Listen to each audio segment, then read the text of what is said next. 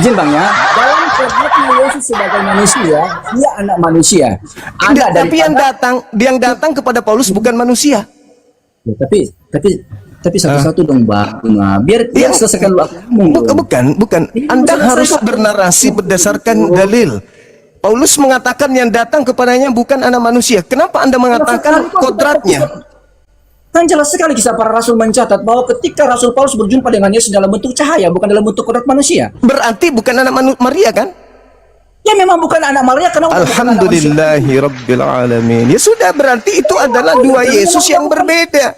Yesus yang manusia, saudaraku, Yesus yang manusia sudah menamatkan ajarannya kepada murid-muridnya Yahudi. Bang Zuma, izin Bang Zuma ya. Yohanes 1, makanya begini Zuma. Di dalam kekristenan, Yesus itu memiliki dinatur. Ya itu ajaran Paulus kan? Dengar dulu dong. Enggak. Ada enggak Yesus mengajarkan dirinya dua natur? Jangan dipotong dulu. Kok ini Injil Yohanes kok ajaran? Kok ini Injil Yohanes kok ajaran Paulus? Gimana sih? Aku baca. Aku lari ke Paulus. Enggak. Ini ajaran Kristen itu dua natur. Di mana, saudara? Di mana Yesus mengajarkan dirinya dua natur? Sabar dulu dong Bang Zuma ya. Sabar dulu. Okay. Aku bahas Yohanes, kamu nuntut itu Paulus. Gimana ceritanya? Yohanes itu ajaran Kristen, ku bilang. Sabar dulu. Ya makanya. Tadi kan Bang Zuma aku kasih Yohanes 1 ayat 1, itu kan Bang Zuma bilang itu ajaran Paulus. Apa hubungannya Yohanes dengan Paulus? Kalau ajaran Paulus itu Filipi 2 nomor 6, nomor 7, nomor 6, nomor 2, 6, 7, 8. Iya, Dewa Bang Zuma turun bawa, ke bumi. Iya, Bang Zuma bawa Galatia kan? Firo bawa kan Yohanes. Paulusnya mengatakan, Bang, yang datang kepadanya bukan manusia. Iya, tapi yang Firo bawa kan Yohanes 1 ayat 1 untuk membuktikan siapa Yesus tadi kan. Paulusnya yang mengatakan dia bukan manusia. Berarti dia bukan anak Maria, gitu. Oke, Bang Zuma lah. Intinya aku mau diskusi sama Bang Zuma, nggak bisa ngomong begini. Gimana caranya kita diskusi? Aku juga saya simpulkan bahwa tadi kan saya mengatakan ada dua Kristus. Kan Anda sudah mengiyakan tadi Yesus mewanti-wanti kepada muridnya agar waspada kepada penyesat yang memakai namanya. Kata Yesus kan, kita sepakat itu kan? Nah, di luar murid Yesus, jauh di ufuk sana, ketika ke Damsyik ada yang bukan murid Yesus, namanya Saulus. Bertemu dengan yang bernama Kristus, yang bukan manusia. Nasihat Yesus kepada murid-muridnya, waspada kepada Kristus palsu. Baik. Ya, tuh, coba. Memang ketemu dengan Rasul Paulus itu bukan natur kemanusiaannya Yesus lagi. Kan natur kemanusiaan Yesus udah nggak ada, Bang Zuma. Kok nggak ngerti sampai situ sih? Kenapa bisa nggak ada? Kenapa bisa nggak ada? Kan dia udah naik ke surga, naturnya kan udah naik ke surga. Di atas surga dia masih manusia kok. Sabar, Bang Zuma. Di atas surga, Bung, di atas surga. Anda baca di dalam Markus 14. Anda baca di dalam Markus 14. Itu memiliki natur insani dan natur ilahi. Itu ajaran siapa? Ajaran siapa itu? Ini saudara Viro, maaf, saya bukan sok tahu, tapi saya baca dalil dan saya hafal dalil. Markus 14 nomor 62, Yesus duduk di sebelah kanan Tuhan sebagai apa? Sebagai bukan manusia atau sebagai anak manusia?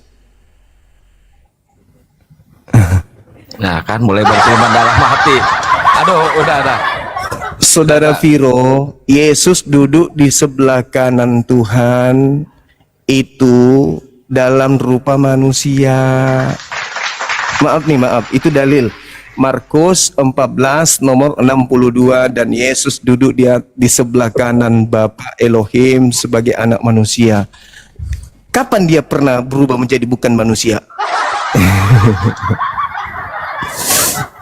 Udah, Piro gantian, Bang Kukuh lagi, lanjutin yang tadi. Bang Piro sedikit diperbanyak jam belajarnya lagi ya. Habis itu nanti lanjut lagi, baca Bible aja dulu. Baik, ternyata kualitasnya Bang Zuma diskusi nggak pernah berubah ya, jadi bersama aja ya, nggak dikasih kesempatan orang ngomong. Assalamualaikum Bang Zuma, mohon maaf ini saya potong waktunya. Ya. Waalaikumsalam warahmatullahi. Maaf, Ya, silakan. Piro sebentar, Piro. Aku izin dulu. aku izin turun. Ya silakan Bang Surga. Saya mau menyampaikan saja kepada Bang Juma, tolong doakan saya di sini di Cianjur, Bang Juma. Karena di sini tuh misionaris tuh udah semakin banyak saja, Bang Juma. Mereka tuh sekarang tuh bukan lagi bahasa Indonesia tapi memakai bahasa daerah, dan sebutan Yesus itu menggunakan bahasa Gusti, Bang Juma. Nah itu sekarang semakin banyak misionaris Kristen. Ya, Tolong siap. doakan saja untuk menghalau para misionaris di sini, Bang Juma. Mohon Ya, siap Bang. Iya, Terima kasih. gaungkan aja terus api apologet Islam Indonesia. Ajak seluruh umat Islam dimanapun berada untuk nyimak dialog-dialog lintas agama. Insya Allah mereka akan terhindar dari gerakan kristenisasi. Kalaupun ada yang datang menawarkan untuk menyembah kepada Kristus yang datang kepada Paulus, minimal mereka sudah bisa memberikan data bahwa menurut Bible yang datang kepada Paulus itu ternyata bukan manusia, sedangkan Maria melahirkan manusia. Berarti yang datang kepada Paulus ini bukan anak Maria. Sedangkan Yesus anak Maria meminta muridnya agar waspada kepada Kristus palsu yang memakai namanya. Matius 24 nomor 4 nomor 5, waspadalah agar kalian jangan disesatkan sebab akan datang banyak penyesat memakai namaku. Berarti penyesatnya datang memakai nama Yesus, maksudnya ngaku-ngaku Yesus, akulah Yesus. Kan gitu maksudnya. Nah, yang datang kepada Paulus di luar murid ngaku Yesus ketika ke Damsyik. Begitu Abang. Jadi ajak aja umat Islam dimanapun berada. Ada YouTube Zulkifli Abbas Official, itu rekaman-rekaman debat itu tidak terhapus tapi tersave di sana, tersimpan di sana, bisa dibuka. Itu. Baik. Begitu saudaraku. Ya, Lanjut. gitu ya Bang Surga ya. Silakan Bang Kukuh. Silakan dilanjut Bang Kukuh. Aku syok ini. Tadi kok kenapa orang Kristen tadi kok bilangnya Yahudi sama Kristen berbeda? Syok bener.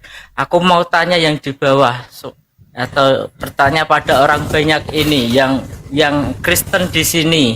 Apakah Kristen sama Yahudi memang benar-benar beda? Orang-orang Kristen yang ada di bawah sini, apakah Kristen sama Yahudi itu beda? Bukannya satu pokok, beda cabang saja gitu. Aku mau tanya kepada orang-orang yang di bawah ini, yang Kristen. Gini Gurunda, mungkin dia pengennya satu tunas tapi cabangnya berbeda gitu Gurunda. Pengennya dia gitu. Nah itu kayaknya. Jadi gini saudara Koko, coba sekarang buka Bible di Matius 7 nomor 15 sampai nomor 23. Coba dibuka itu Bang. Yesus berpesan kepada orang Yahudi, waspadalah kepada nabi-nabi palsu yang datang kepadamu, menyamar seperti domba, tapi sebenarnya mereka adalah serigala yang buas.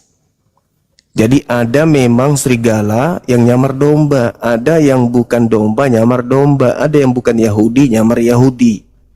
Yang disebut domba abangku itu keturunan Yakub, Yeremia 50 nomor 17. Yang digelari domba itu cuman keturunan Yakub. Sementara kita bukan keturunan Yakub. Jadi kita nggak boleh disebut domba. Kapan kita mengatakan diri kita domba, berarti kita ini adalah serigala. Lalu di situ dikatakan dari buahnya kamu bisa mengenal mereka. Siapa itu? Pengikut nabi palsu itu. Apa buahnya? Mereka tidak melakukan kehendak Elohim. Coba dibaca. Apakah kehendak Elohim? Ya hukum Torah. Dari buahnya kamu bisa melihat mereka. Dapatkah pokok yang baik menghasilkan buah yang tidak baik? Atau sebaliknya, pohon yang tidak baik menghasilkan buah yang baik. Sesungguhnya pohon yang menghasilkan buah yang tidak baik akan ditebang dan akan dilemparkan ke dalam api neraka. Nah, disebutkan di dalam data selanjutnya, pada hari terakhir, maksudnya setelah kiamat, orang dibangkitkan semuanya. Banyak orang memanggil aku Tuhan, Tuhan, Tuhan. Bukankah kami bernubuat, mengusir setan, bermukjizat, bernubuat pakai namamu, wahai Yesus. Pada saat itulah aku akan berterus terang kepada mereka, enyahlah daripadaku, aku tidak mengenal kalian, kalian semua adalah pembuat kejahatan. Jadi ada orang di luar Yahudi, mengaku-ngaku Yahudi, memanggil Yesus Tuhan, bernubuat pakai nama Yesus, mengusir setan pakai nama Yesus, bermukjizat pakai nama Yesus, tapi Yesus mengatakan, maaf, aku tidak mengenal kalian, kalian semua adalah pembuat kejahatan, pergi dariku, aku tidak mengenal kalian. Matius 7 nomor 15 sampai nomor 23. Makanya tadi di awal abang, saya bertanya berdasarkan pengajaran Yesus Matius 5 nomor 19. Barang siapa yang meniadakan hukum Taurat meskipun yang paling terkecil, lalu mengajak orang lain, mengajarkan kepada orang lain, menginstruksikan kepada orang lain untuk sama-sama meninggalkan hukum Taurat itu, maka dia akan menempati tempat terhina di dalam kerajaan langit. Apa itu? Neraka. Itu dalil bang. Itu dalil dalam Matius 5 nomor 19. Kata alekestos itu artinya hina. Orang yang mengajarkan meninggalkan hukum Taurat meskipun yang paling kecil, lalu mengajar kepada orang lain untuk meninggalkan hal tersebut, maka dia akan menempati tempat terhina. Tempat terhina itu neraka. Jadi Paulus apakah menghilangkan hukum Taurat? Menghilangkan. Apakah mengajak orang lain? Menghilangkan. Mengajak. Siapa mereka yang diajak ini? Apa nama kelompok orang yang diajak Paulus? Kristen. Menurut Yesus, mereka yang diajak dan yang mengajak kemana perginya? Ke neraka abangku. Itu dalil. Itu dalil. Kenapa harus Bible yang menggerogoti kepercayaan saudara kami Kristen? Kenapa? Jawabannya simpel. Karena penulis Bible tidak pernah menyadari kalau kelak kitabnya akan dijadikan sebagai kitab suci orang-orang di luar daripada Yahudi. Karena penulis Bible itu hanya bernarasi berdasarkan atas penyelidikan, kesaksian-kesaksian apa yang didengarkan, apa yang diceritakan tentang peristiwa-peristiwa yang terjadi pada masa itu yang dicatat. Kebetulan saja catatan-catatan mereka, karangan mereka itu lolos pada saat konsili, lolos pada saat pengkanonan. Yang lain yang tidak sesuai dengan imannya orang Roma Yunani tidak diloloskan, seperti Injil Thomas, Injil Barnabas, Injil Maria. Semua itu tidak di Injil Filipus, semua itu tidak diloloskan karena tidak berkesesuaian dengan kepercayaan orang Roma Yunani. 4 kitab ini berkesesuaian, tetapi uraian yang ada di dalamnya tidak bisa mereka dikte, tetap aja menyerang dirinya sendiri. Nah, kami sebagai Muslim berpendapat inilah mungkin yang dikatakan oleh Al-Quran, wa makaru wa makarallah wallahu khairul makirin. Ketika mereka ingin menggantikan Nabi Isa, ketika mereka ingin menggantikan pencipta langit dan bumi yang disembah oleh Nabi Isa dengan Kristus yang mereka katakan keluar dari kubur pada hari ketiga, dengan berbagai macam aspek opini yang mereka bangun, maka Allah kemudian mengatakan, aku adalah sebaik-baiknya pembalas kejahatan. Maka diuraikanlah isi Bible itu sendiri sebagai musuh dari iman saudara Kristen itu sendiri. Contoh, saudara kokoh abangku ini, begitu lugunya, begitu pasrahnya, tidak mengerti tentang apapun terkait dengan yang kita bahas. Rupa-rupanya bukan Al-Quran yang bernarasi untuk menentang, tetapi Bible sendiri yang menguraikan bahwa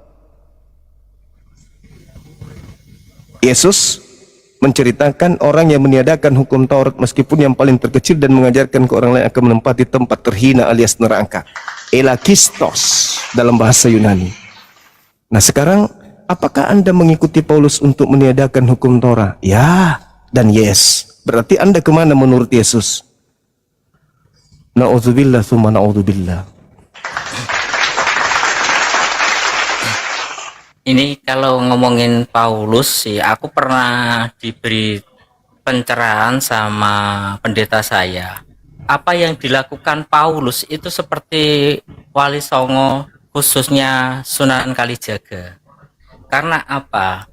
Dia itu malah membiarkan kunduran, kesenian wayang, yang bandnya pun juga bertentangan dengan agama Islam.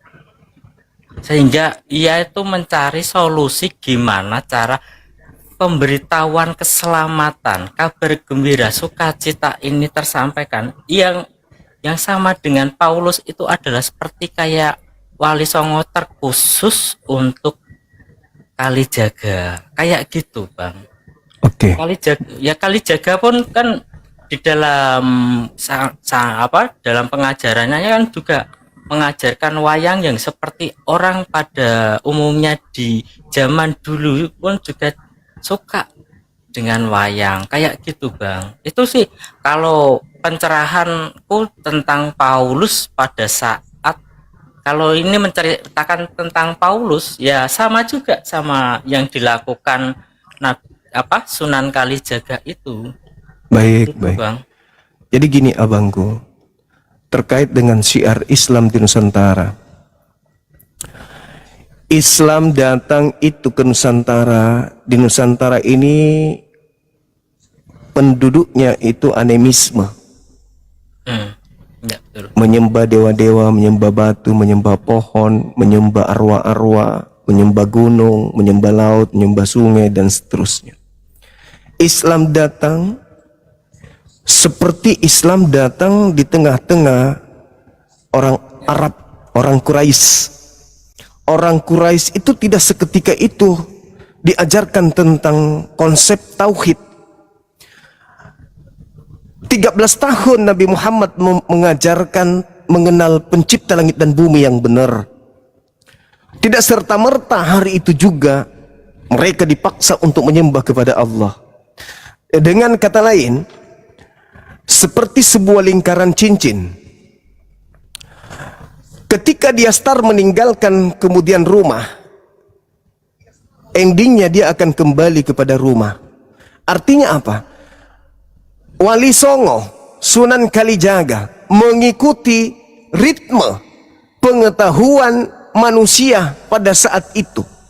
Tahu kemampuan manusia pada saat itu. Kenapa? Karena untuk menjadi Islam butuh proses belajar. Di Islam tidak dikenal doktrin. Di Islam tidak dikenal kemudian dogma, mematikan akal. Tetapi Islam mengajak manusia untuk bertumbuh dengan akal untuk sampai kepada Islam itu sendiri. Maka Sunan Kalijaga step by step, selangkah demi selangkah, meniadakan, menghilangkan tradisi, kebiasaan, adat istiadat, cara menyembah, oknum yang disembah, pola ibadah, rutinitas ritual kepada mereka yang menjadi pengikut daripada Sunan Kalijaga itu sendiri. Berbeda dengan Paulus. Paulus tidak mengajarkan Roma Yunani untuk menjadi seorang Yudaism. Tidak mengajak Roma Yunani untuk kemudian kembali kepada pokok pengajaran utama Yesus. Tetapi tetap saja menghapuskan seluruh pengajaran Yesus dan bahkan mengajarkan menyembah kepada Yesus, bahkan mengajarkan makan semua makanan yang diharamkan oleh pengajaran Yesus kala itu.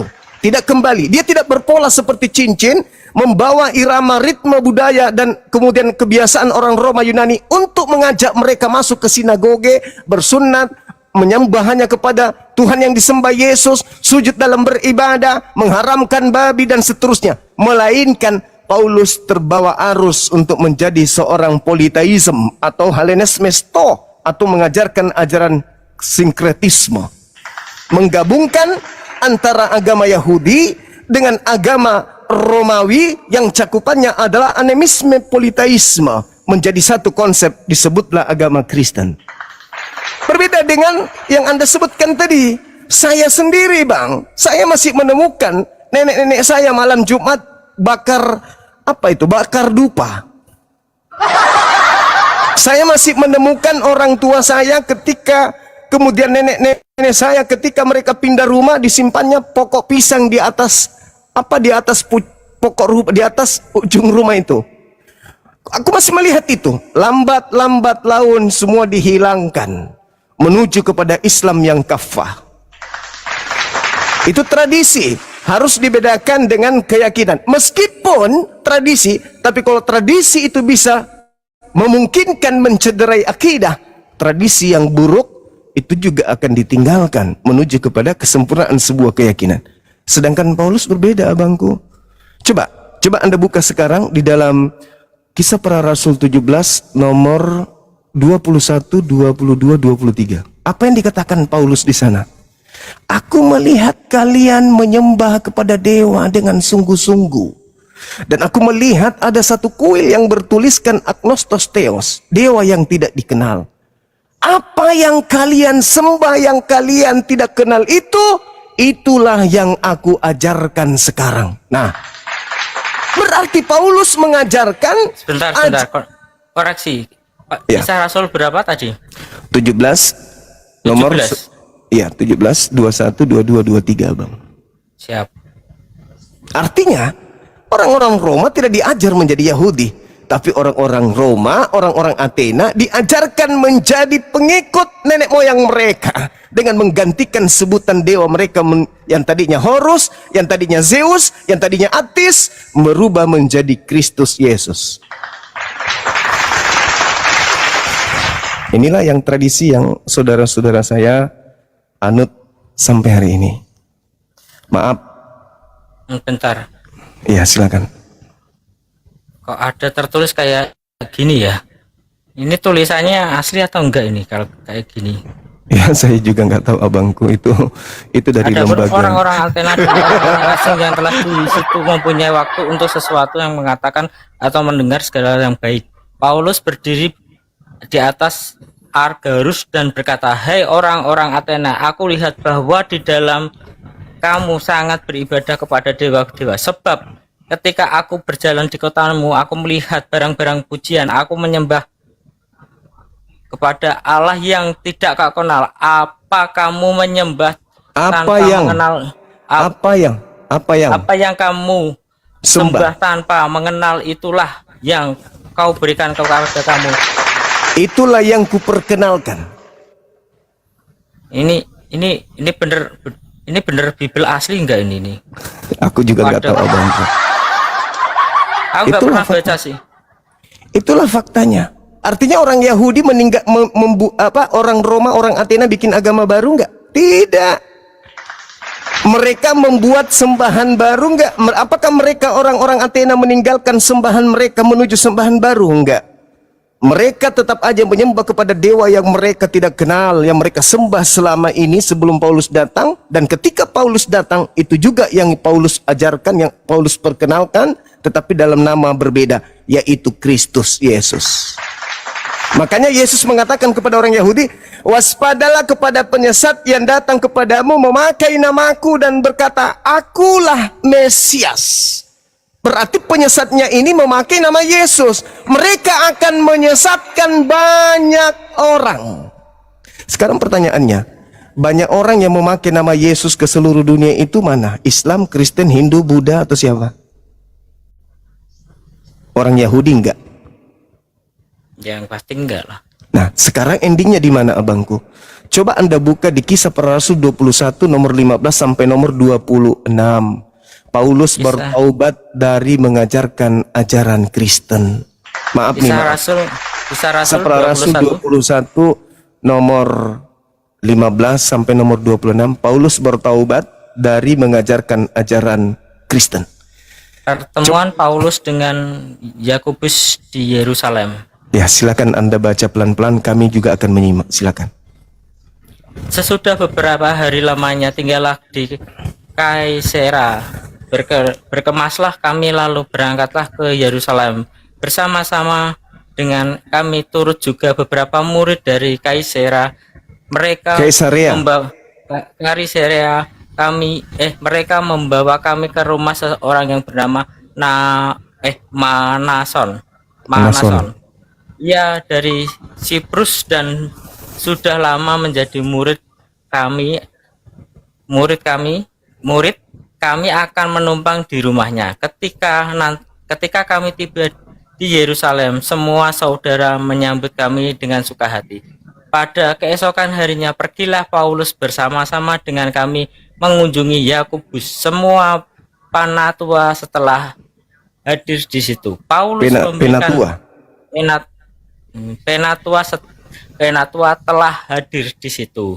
Paulus memberi salam kepada mereka lalu menceritakan dengan terperinci apa yang dilakukan Allah di antara bangsa-bangsa lain oleh pelayanannya.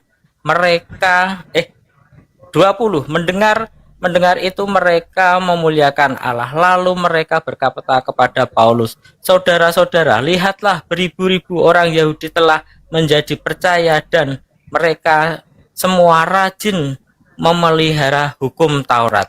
Tetapi mereka mendengar tentang engkau, bahwa engkau mengajar semua orang Yahudi yang tinggal di antara bangsa-bangsa lain untuk melepaskan hukum Musa, sebab engkau mengatakan supaya mereka jangan menyunatkan anak-anaknya dan jangan hidup menurut adat istiadat kita." Ayat 22, "Jadi bagaimana sekarang? Tentu mereka akan mendengar bahwa engkau telah datang kemari." Ayat 23, "Sebab itulah lakukan apa yang kami katakan ini, di antara kami ada 4 orang yang bernazar." Ayat 24, "Bawalah mereka bersama-sama dengan engkau, lakukanlah pentahiran dirimu bersama-sama dengan mereka, dan tanggungkanlah biaya mereka sehingga mereka dapat mencukur rambutnya, maka semua orang akan tahu bahwa segala kabar yang mereka dengar Tidak benar. tentang engkau Tidak benar. engkau sama sekali tidak benar, melainkan bahwa engkau tetap memelihara hukum Taurat. Tetapi mengenai bangsa-bangsa lain yang telah menjadi percaya, sudah kami tuliskan keputusan-keputusan kami, yaitu mereka harus menjauhkan diri dari makanan yang dipersembahkan kepada berhala, berhala, dari darah, dari daging binatang yang mati dicekik dan dari percabulan. Ayat ke-26 yang terakhir, "Pada hari berikutnya Paulus membawa orang-orang itu serta mendengar dia, dan ia mentahkirkan dirinya bersama-sama mereka. Lalu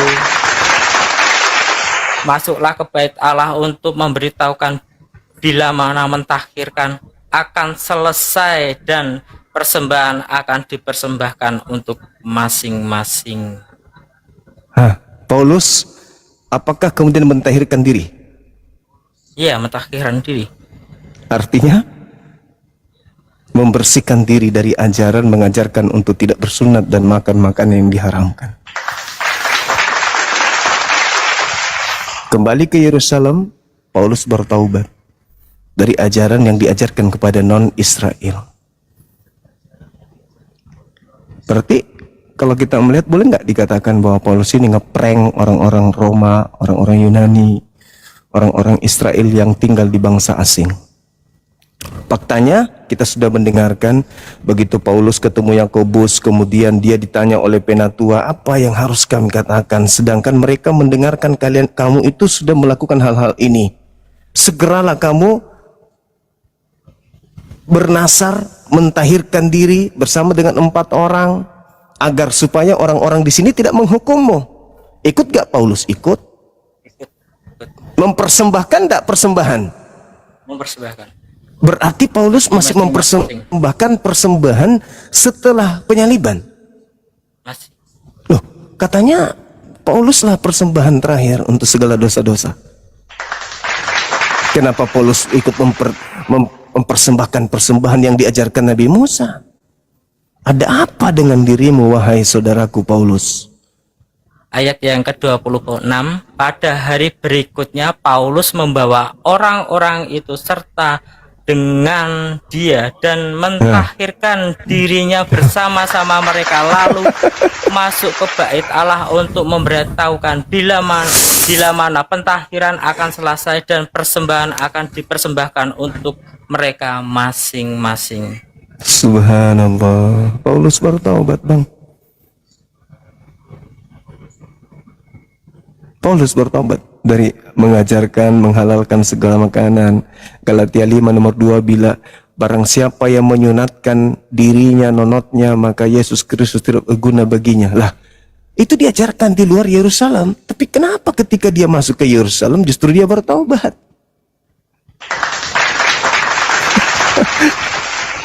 Sementara dia sendiri bersunat. Orang lain disuruh jangan bersunat. Berarti Paulus sama Sunan Kalijaga beda. Ya, beda bang, beda. Sunan Kalijaga mengajar pribumi untuk menuju kepada Islam. Orang Sunan Kalijaga datang membawa Islam, mengajak kemudian orang-orang pribumi bertamasya pelan-pelan menuju Islam. Kalau Paulus keluar Yahudi, mengajak orang Yahudi pelan-pelan menyembah terhadap sembahan mereka yang dulu mereka sembah tidak mereka kenal dalam nama Kristus Yesus. Tidak mengajak orang non-Yahudi menyembah kepada Elohim, tapi mengajak non-Yahudi menyembah kepada Kristus yang datang kepadanya berupa cahaya yang bukan manusia itu. Makanya abangku Yesus mengatakan, pada hari terakhir nanti banyak orang memanggil aku Tuhan, bernubuat, mengusir setan, bermukjizat. Apa kata Yesus? Aku tidak mengenal kalian. Jadi yang dipakai oleh pastor dan pendeta ngobati orang dalam nama Yesus itu siapa? Sekarang gini, saya seorang pendeta, saya mengobati orang dan sembuh pakai nama Yesus. Sembuh orang itu. Berarti ada Yesus datang membantu saya ketika saya mengobati orang tersebut. Tetapi ketika saya bertemu Yesus pada hari terakhir, Yesus mengatakan, maaf, aku tidak mengenal engkau Bang Suma. Lah, Yesus siapa yang datang kepada saya membantu saya berarti waktu itu? Nah, Yesus mengatakan, waspadalah agar kalian jangan disesatkan, sebab akan datang banyak penyesat memakai namaku. Berarti saya mengusir setan memakai nama Yesus doang. Tetapi bukan Yesus yang datang. Matius 24 nomor 4 nomor 5 sampai nomor 30. Itu akurat itu. Makanya di dalam Al-Qur'an kami di surah Al-Baqarah ayat 170 diterangkan kemudian Bismillahirrahmanirrahim, wa idza qila lahum ittabi'u ma anzalallahu qalu bal nattabi'u ma alfaina alaihi aba'ana. Apabila kamu ajak mereka untuk kembali kepada ajaran yang benar, ikutilah apa yang diturunkan oleh Allah kepada para nabi, apa kata mereka? Tidak, kami mengikuti apa yang diberikan kepada kami dari nenek moyang kami. Itu. Nah, sekarang saudara masuk ke gereja ikut nenek moyang atau ikut Yesus? Nenek moyang. Saudara makan babi ikut nenek moyang atau ikut Yesus? Nenek moyang. Kalian Natalan ikut Yesus atau ikut nenek moyang? Nenek moyang. Al-Quran menarasikan itu. Awalau kana aba'uhum la ya'kiluna syai'a wa la yahtadun. Sedangkan apa yang mereka ikuti, meskipun nenek moyang sendiri mereka tidak mengerti apapun dan mereka tidak mendapat petunjuk. Sekarang abangku ini tanya kepada bapaknya atau ibunya, ibu, kenapa kalian Natal? Ikut siapa? Bingung juga orang tua kita. Ikut nenek moyang, pasti nenek moyang. Sampai kepada orang yang ketemu Yesus, kamu ikut siapa Natalan? Ikut Yesus melotot. Kapan saya Natalan? Ikut Roma Yunani. Memperingati Dewa Horus tanggal 25 Desember. Mau mengatakan Yesus melotot. Kapan saya mengajarkan Natal? Enggak jadi disebutnya Yesus. Jadi Al-Quran itu mengatakan wa iza qila lahum ittabi'u ma anzalallah qalu bal nattabi'u ma alfaina alaihi aba'ana. Jadi kalau ditanya ikutlah kepada apa yang diajarkan oleh Allah melalui para nabi, melalui rasul, oh tidak. Kami lebih percaya kepada apa yang diajarkan nenek moyang kami kepada kami. Giliran ditanya nenek moyangnya, nenek moyang, yang ajarkan kamu menyembah hari Minggu itu siapa? Nenek moyangnya bilang, tuh. Nenek moyangnya nunjuk lagi ke atas. Sampai kepada orang yang sezaman Yesus ditanya, Yang ngajarin kamu ibadah minggu, baru mau bilang Yesus, lantas Yesus mengatakan melotot, saya ibadah Sabat, bukan minggu, sorry kata Yesus. Terus diajarkan lagi nenek moyang, kamu menyembah makhluk yang keluar dari kubur, siapa yang ngajarin? Yesus. Tanya kakek, yang ngajarin siapa? Yesus. Yang satu, Yesus. Pas ketemu dengan orang yang sesama Yesus, yang mengajarkan kamu menyembah Yesus siapa? Yesus melotot. Sut. Saya menyembah kepada Elohim. Gak jadi lagi, gagal lagi. Yang ngajarkan kamu ke gereja, tempat berkumpulnya orang yang tidak bersunat, makan babi, siapa yang ngajarin? Yesus. Generasi berikutnya ditanya, Yesus. Ketemu lagi orang yang sesama dengan Yesus. Siapa yang mengajarkan kamu ke gereja dan berkumpul dengan orang pemakan babi dan tidak bersunat? Begitu Yesus dengar, awas, saya jemaatku bersunat semua loh. Jemaatku tidak ada yang makan babi loh. Gagal lagi. Kalau kami umat Islam, siapa yang ngajarin ente sholat Jumat? Nabi Muhammad. Siapa yang ngajarin kalian menyembah Allah? Nabi Muhammad. Siapa yang mengajarkan kalian Tuhan itu tidak serupa dengan makhluk? Nabi Muhammad. Siapa yang mengajarkan Tuhan itu tidak beranak, tidak diperanakkan? Nabi Muhammad. Siapa yang mengajarkan tidak ada makhluk atau apapun yang setara dengan Tuhan itu? Nabi Muhammad. Siapa yang mengajarkan Tuhan itu maha menghidupkan dan mematikan? Nabi Muhammad. Ketemu. Siapa yang mengajarkan kalian? Nabi Muhammad. Apa kata Nabi Muhammad?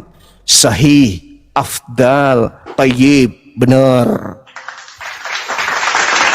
Kalau Yesus mengatakan, saya tidak pernah mengenal kalian. Kalian semua adalah pembuat kejahatan. Enyahlah daripadaku. Matius 7, nomor 15 sampai nomor 23. Pada hari terakhir nanti, banyak orang memanggil aku Tuhan, bernubuat, mengusir setan, bermujizat.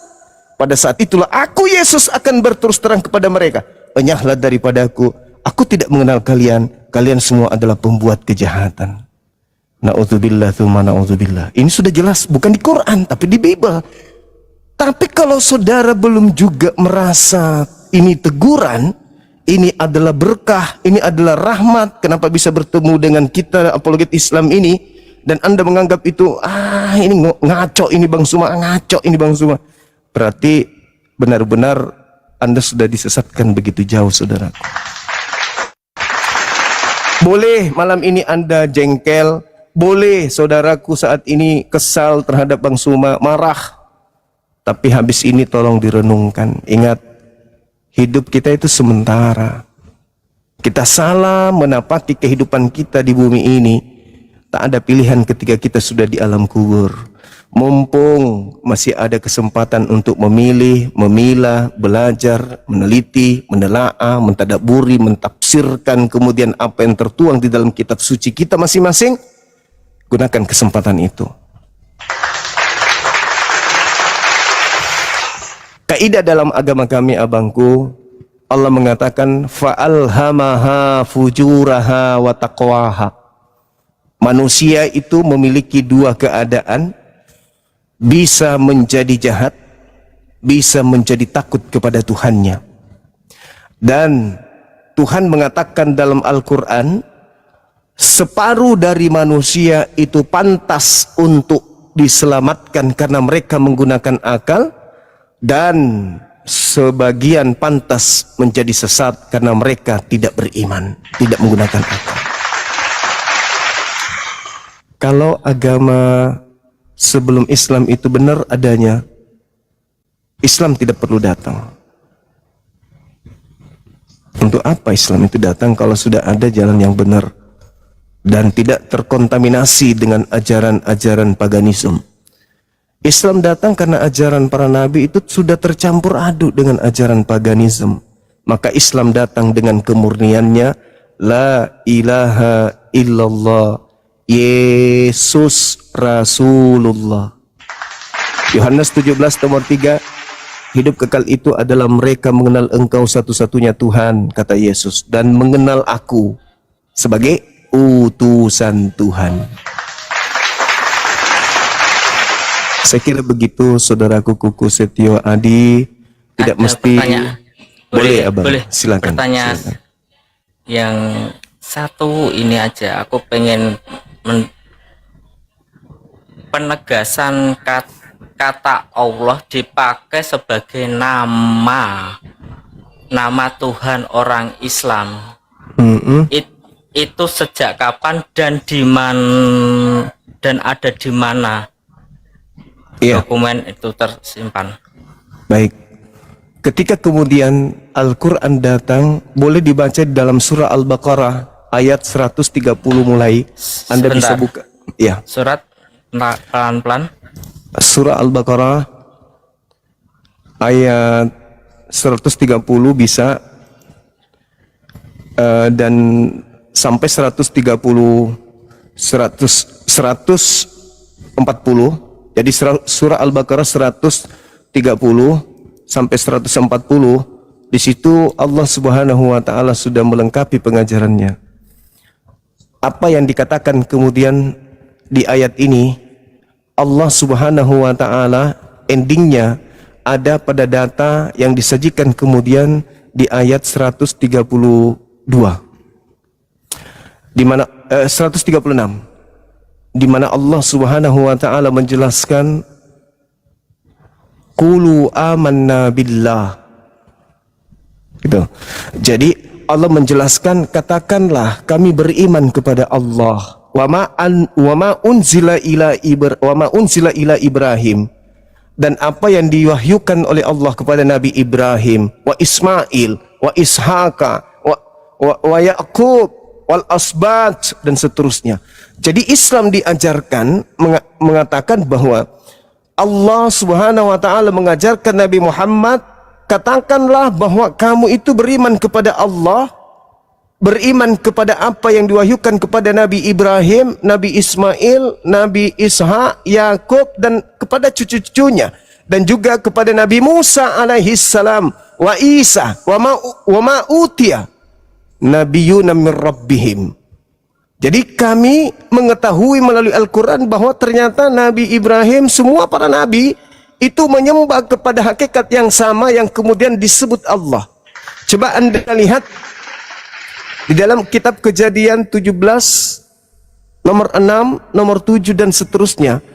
Aku akan mengadakan perjanjian kekal dengan engkau Abraham, dengan anak-anakmu, dengan keturunanmu secara turun-temurun, bahwa aku akan menjadi Tuhan mereka. Itu nggak bisa kita rubah. Bahaya kalau kita rubah. Aku akan mengadakan perjanjian kekal dengan kamu Abraham, dengan anak-anakmu dan keturunannya. Bukankah keturunan Abraham itu ada dua, Yahudi dan Arab? Perjanjian kekalku itu adalah aku akan menjadi Tuhan mereka. Sebagai perjanjian kekal. Berarti nggak ada yang bisa merubah itu. Berarti apa yang disembah oleh Nabi Muhammad sebagai keturunan dari Nabi Ismail, dan apa yang disembah oleh Yesus sebagai keturunan dari Nabi Ishak, itu adalah hakikat yang sama. La nufarriqu baina ahadim minhum wa nahnu lahu muslimun. Semua para nabi itu berserah diri kepada Rabbus samawati wal ardh. Coba Anda lihat di Markus 12 nomor 29, Shema Israel Adonai Eloheinu Adonai Ahad. Al-Quran surah Al-Ikhlas, Qul huwallahu ahad. Katakanlah kepada orang Israel bahwa Tuhan kita itu ahad. Katakanlah kepada seluruh umat manusia, wahai Nabiku Muhammad, bahwa Tuhan itu ahad.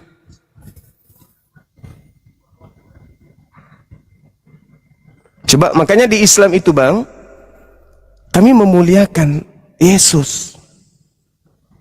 Kami tidak itulah aku yang mau gini bang, aku kan gini agak bingung juga, di mana Nabi Muhammad itu menegaskan kalau Allah itu adalah sebuah nama dari sebuah Tuhan, sehingga kami umat Kristen harus menghapuskan nama Allah itu di Alkitab. Itu aku sendiri, kenapa kok harus gitu? Emangnya Nabi Muhammad pernah menegaskan kalau Allah itu adalah sebuah nama? Bismillah. Al-Quran surah Al-Fatihah ayat pertama. Bismillah, dengan menyebut nama Allah. Ar-Rahman, Ar-Rahim, yang maha pengasih lagi maha penyayang. Itu abangku. Makanya di setiap kami sholat itu Bismillahirrahmanirrahim. Alhamdulillahi Rabbil Alamin. Ar-Rahmanir-Rahim. Maliki Yaumiddin. Dengan menyebut nama Allah yang maha pengasih lagi maha penyayang. Segala puji bagi Allah, Tuhan semesta alam, yang maha pemurah lagi maha penyayang, dan seterusnya. Itu kaidah. Maka kami memperkenalkan kepada seluruh manusia, pencipta langit dan bumi itu disebut Allah.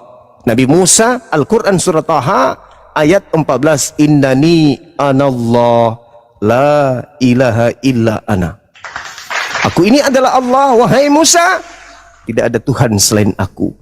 Nah, kenapa kemudian pencipta langit dan bumi yang datang kepada Nabi Muhammad tidak memperkenalkan lagi dirinya sama seperti ketika dia memperkenalkan dirinya kepada Bani Israel? Al-Quran Surah Al-Ma'idah, Inni ma'akum. Allah pencipta langit dan bumi memilih Bani Israel, bersama dengan Bani Israel, intim dengan Bani Israel, sohib dengan Bani Israel. Di dalam Amsal 3, 11, 12, dengarkanlah didikan Tuhan, sebab Tuhan mendidik hambanya sama seperti seorang ayah mendidik anaknya. Makanya orang Yahudi memanggil Tuhannya dengan sebutan Abi, Afi, Aba, Bapak. Tetapi ini celaka. Kenapa Islam tidak lagi memanggil pencipta langit dan bumi dengan sebutan seperti orang Yahudi menyebut Tuhan dengan sebutan Bapak? Kenapa umat Islam tidak lagi? Karena ketika Tuhan memperkenalkan dirinya sebagai pengayom, pelindung, seibarat ayah kepada anak-anaknya, ada orang yang memanfaatkan kemudian keadaan itu dengan mengatakan kami ini adalah anak Tuhan, sehingga kami tidak perlu lagi menyembah Tuhan karena kami bukan lagi hamba, kami ini adalah anak, kami adalah pewaris surga. Maka Allah tidak menginginkan lagi ada hambanya yang durhaka menganggap dirinya sebagai anaknya, sehingga dia tidak merasa sebagai hamba dan mengatakan dirinya tidak berkewajiban lagi untuk menghambakan diri, tidak berkewajiban lagi untuk menyembah kepada Tuhan, karena Tuhan itu adalah Bapa dan dia adalah anaknya. Dia bukan lagi hamba Tuhan, tapi dia adalah anak Tuhan, sebab dia adalah pewaris Tuhan, sehingga perintah-perintah Tuhan tidak lagi dilakukan. Ini yang terjadi. Galatia 2, bukan lagi hamba tetapi anak. Nah, Al-Quran datang, sesungguhnya Allah menciptakan wa ma khalaqtul jinna wal insa illa liya'budu.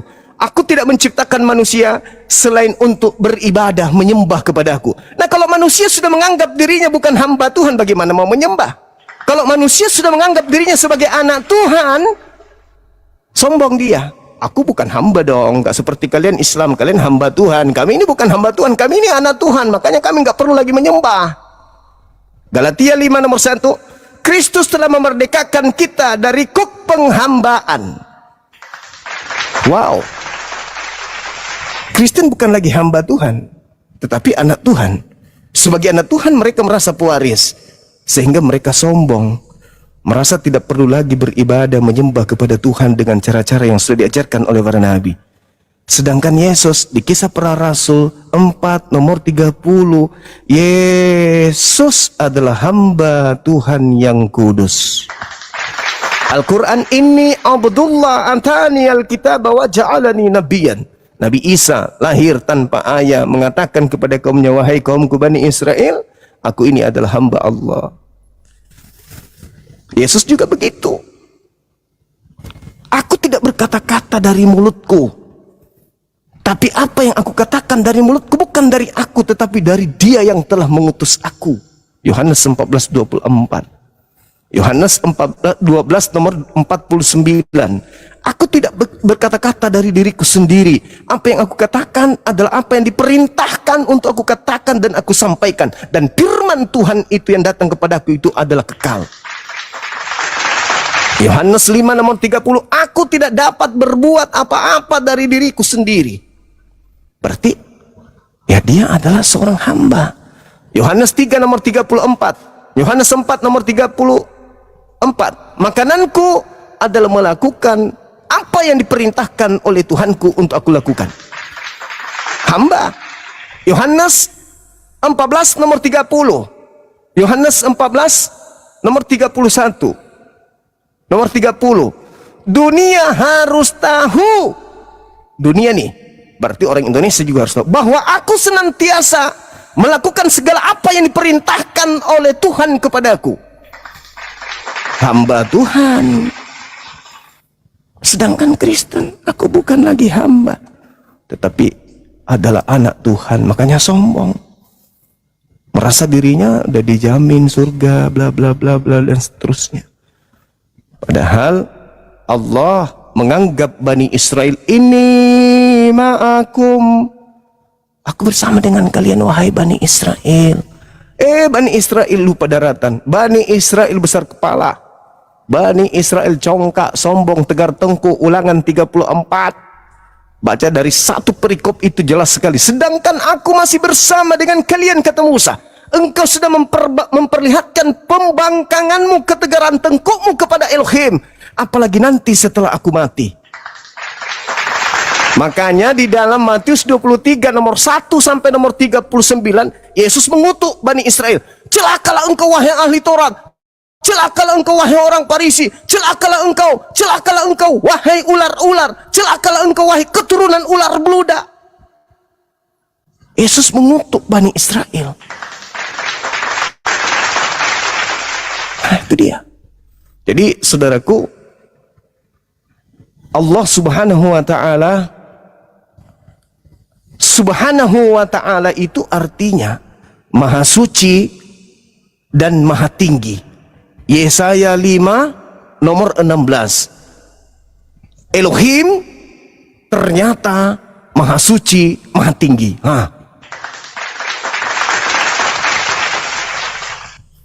Itu. Jadi kami tidak menyembah kepada sembahan baru. Tidak menyembah kepada sembahan orang-orang pribumi. Tudul menyembah gunung, menyembah pohon, menyembah laut, menyembah goa, menyembah batu. Begitu Islam datang, hilang semuanya itu. Menyembah hanya kepada hakikat pencipta langit dan bumi. Allahu Akbar. Allah, Dia yang maha besar. Begitu saudaraku Kuku Setio Adi. Kalau masih ada yang ingin ditanyakan waktu dan tempat, Ini yang silakan. terakhir, semoga singkat saja. Apakah Anda mendukung proses penghapusan kata Allah di TBLAI? Singkat. Ya, saya mendukung abangku karena di cakupan Bible tidak menghantarkan saudara kami Kristen untuk menyembah kepada hakikat yang maha suci, maha tinggi, tetapi justru mengajak orang-orang untuk menyembah dengan menggunakan nama Allah kepada Kristus yang diperkenalkan oleh Paulus. Sedangkan Allah itu maha suci. Ingat abangku, ini kaidah. Coba Anda lihat Allah huruf Latin A-L-L-A-L-L-A-H, itu Latinnya. Tapi sumber Latin ini ada dari kata alif lam lam ha, Allah. Dalam bahasa Inggris O-N-E. Kalau kita memakai kaidah Bible membacanya one. Tapi orang barat membacanya one. Tapi orang Kristen akan mengatakan, kami tidak mengambil kata one, kami mengambil kata one. Kata one itu kan kata Indonesia, one. Nah sama, mereka mengatakan, kami tidak menggunakan kata Allah, yang kami gunakan adalah kata Allah. Mereka melarikan kata one, kata one dalam kaidah bahasa Inggris masuk ke dalam kaidah bahasa gereja, yaitu one, untuk menutupi bahwa kata one itu sebenarnya berasal dari bahasa Inggris yang adalah one. Begitu juga mereka menutupi kata Allah dengan cara bacanya Allah, padahal mereka mengambilnya dari Al-Quranul Karim. Untuk apa? Untuk mempraktekkan ajaran Filipi 1:18. Apa kata Paulus? Terkait dengan Kristus, aku tetap bersuka cita. Diberitakan dengan maksud mengelabui, berpura-pura, maksud jujur, aku tetap bersuka cita. Makanya orang Kristen kitabnya ketika masuk di Bali, Tuhan yang tadinya adalah Theos, God, berubah menjadi Sang Hyang Widi. Karena selalu mengikuti pola budaya, adat istiadat, kebiasaan setempat. Di mana mereka pergi, di situ mereka mengikuti warna. Supaya apa? Supaya semakin banyak orang yang menjadi pengikut Kristus yang keluar dari kubur. Pergilah ke seluruh dunia, jadikanlah seluruh bangsa menjadi pengikutku. Yesus, Matius 10 nomor 5 nomor 6, Yesus berpesan kepada ke-12 muridnya agar jangan ke bangsa lain, tapi makhluk yang keluar dari kubur sebaliknya. Pergilah ke seluruh dunia, jadikanlah seluruh bangsa lain menjadi pengikutku. Dua Kristus yang berbeda. Oke, saya kira begitu Abang. Saya mendukung kalau saudara kami Kristen berupaya bersama-sama untuk menjadikan Bible terbitan berikutnya tak ada lagi kata Allah di situ. Masya Allah. Kami sangat menghargai dan akan sujud syukur, artinya sudah terjadi toleransi yang sangat-sangat luar biasa, penghargaan yang diberikan kepada kami sebagai umat Islam yang menyembah kepada Allah dan tidak lagi digunakan kata Allah itu di dalam kitabnya saudara Kristen. Karena itu sangat rancu dengan Allah. Filipi 2 nomor 6, Allah telah mengosongkan dirinya, tidak mempertahankan keallahannya, keilahiannya, melainkan mengosongkan diri, dan Allah menjadi manusia, dan Allah mengambil rupa manusia, lalu menjadi manusia. Allah menjadi manusia, lalu Allah kemudian taat, bahkan Allah taat sampai mati di atas tiang salib. Itu penghinaan bagi kami umat Islam. Tapi saudara Kristen menganggapnya biasa aja. Tapi coba kalau Yesus yang kami pakai di dalam Galatia 3:13, Kristus Yesus telah menebus kita dari kutuk hukum Taurat dengan jalan menjadi (2) huruf besar, tebal lagi, menjadi kutuk karena kita, sebab ada tertulis, terkutuklah orang yang digantung di atas tiang salib. Siapa yang digantung? Yesus. Siapa yang terkutuk? Yesus. Dia mati dengan jalan apa? Terkutuk. Boleh nggak kami berkata, A'udzubillahi minasyaitonirrajim, aku berlindung kepada Allah dari godaan Yesus yang terkutuk. Boleh nggak kami pinjam kata Yesus? Karena yang terkutuk di dalam Bible, Kristus yang digantung. Sebab ada tertulis, terkutuklah orang yang digantung. Yang digantung Yesus, berarti Yesus terkutuk. Nah, kebetulan terkutuk kan Yesus. Boleh nggak kami mengatakan dalam Al-Quran, A'udzubillahi minasyaitonirrajim, dengan aku berlindung kepada Allah dari godaan Yesus yang terkutuk. Sebab orang Kristen datang dengan amanat agungnya mengajak kami umat Islam untuk menyembah kepada Yesus. Yesus yang terkutuk di atas tiang salib. Maka kami boleh dong, kena kaidah dalam baca Quran, A'udzubillahi minasyaitonirrajim, aku berlindung kepada Allah dari godaan Yesus yang terkutuk. Boleh, sah, tak ada larangan. Karena Yesus memang dibacakan di dalam Galatia 3:13 sebagai orang yang mati dalam keadaan terkutuk, dan ditegaskan Paulus, sebab ada tertulis, terkutuklah orang yang digantung di atas tiang salib. Tidak ada undang-undang yang bisa melarang itu, karena dalilnya tertulis. Ada ungkapan yang nyata bahwa Yesus itu orang yang digantung, terkutuk di atas tiang salib. Kristus telah menebus kita dari kutuk hukum Taurat dengan jalan menjadi kutuk karena kita. Sebab ada tertulis, terkutuklah orang yang mati di atas tiang salib. Siapa dia? Yesus. Yesus dikatakan terkutuk nggak di situ? Tidak, tapi mati dalam keadaan kutuk. Nah, dia mengajarkan amanat agung untuk seluruh bangsa menjadi pengikutnya. Jadikanlah seluruh bangsa menjadi pengikutku. Pengikut siapa? Pengikut orang yang disalib tadinya keluar dari kubur hari ketiga. Bukankah dia adalah orang yang mati dengan jalan kutuk? Yes, berarti yang keluar ini adalah orang yang tadinya mati dalam keadaan kutuk. Ya, dan menginginkan seluruh bangsa menjadi pengikutnya. Ya, berarti legalitasnya ada. Kami umat Islam nggak mau jadi pengikutnya, maka kami mengatakan, aku berlindung kepada Allah dari godaan Yesus yang terkutuk. Bisa kami lakukan, tapi kami tidak mau merusak perasaan saudara kami orang Kristen. Kami tidak ingin, meskipun kalian sedikit, kami 87, kalian cuma 5% di Indonesia ini. Tapi kami tidak ingin melukai hati saudara-saudara kami Kristen. Tidak mau. Tapi kalian dengan gampangnya, Allah, Allah, Allah. Karena kebodohan Allah. Roh Allah melayang-layang. Wow, kalian tidak merasakan hati kami yang perih, pedih. Tuhan kami diambil dan dimanfaatkan dengan kalimat-kalimat yang tidak seharusnya. Di mana kami menyembah dan memuliakan sosok nama yang datang baginda Rasul Muhammad SAW yang memperkenalkan kemudian hakikat pencipta yang bernama Allah Subhanahu Wa Taala.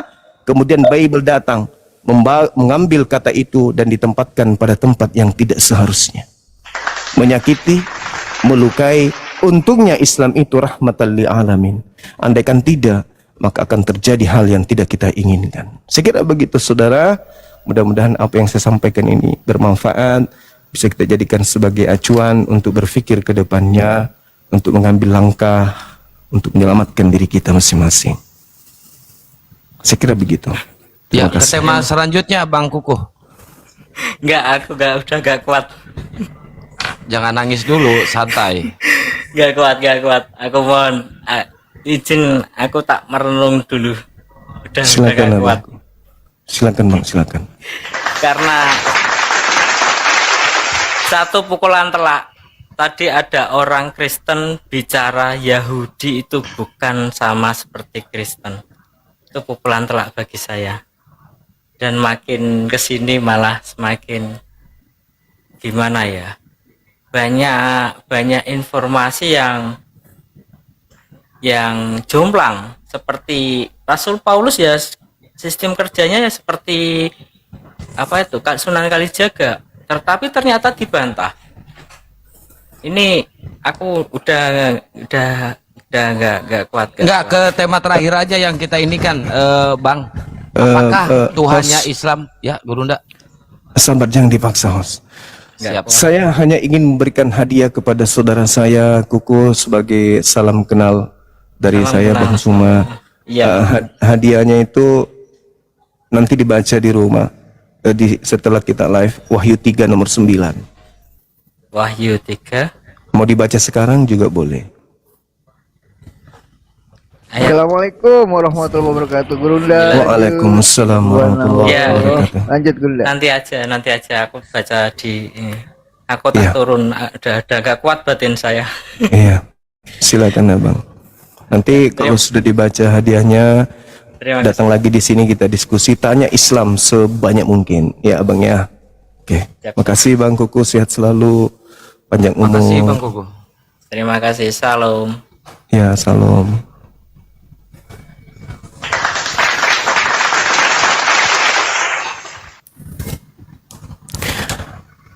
Saya nggak kuat, saya izin dulu ya.